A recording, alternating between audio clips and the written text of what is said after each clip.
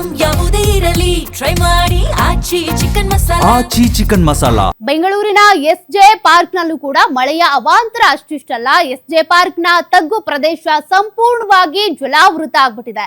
Basement ನಲ್ಲಿ ಇದ್ದಂತ ಹೋಟೆಲ್ಗೆ ಮಳೆ ನೀರು ನುಗ್ಗಿದೆ.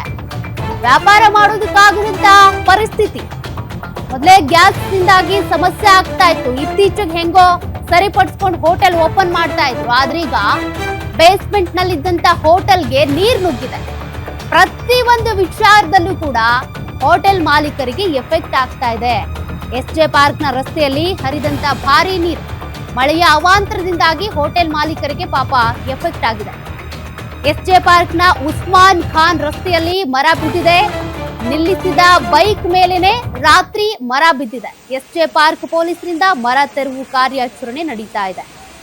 ದೃಶ್ಯಗಳನ್ನ ನೀವು ಗಮನಿಸ್ತಾ ಇದ್ದೀರಿ. ಎಲ್ಲೆಡೆನೂ ಕೂಡ ಜಲಾವೃತ.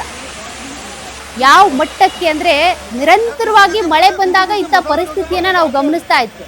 ಆದ್ರೆ ನಿನ್ನೆ ಒಂದೂವರೆ ತಾಸು ಸುರಿದಂತ ಮಳೆಗೆನೆ ಈ ರೀತಿಯಾಗಿ ಎಲ್ಲಾ ರಸ್ತೆಗಳು ಜಲಾವೃತ ಆಗ್ಬಿಟ್ಟಿವೆ. ಮರಗಳು ಬಿದ್ದೋಗಿವೆ. ಭಾರಿ ಪರಿಣಾಮವನ್ನೇ ಎದುರಿಸ್ತಾ ಇದೆ ರಾಜಧಾನಿ ಬೆಂಗಳೂರು.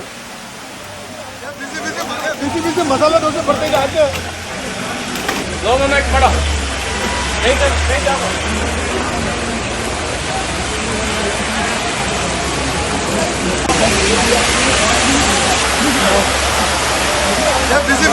ಬಿಸಿ ಬಿಸಿ ಮಸಾಲಾ ದೋಸೆ ಬರ್ತಾ ಇದೆ ಆಚೆ.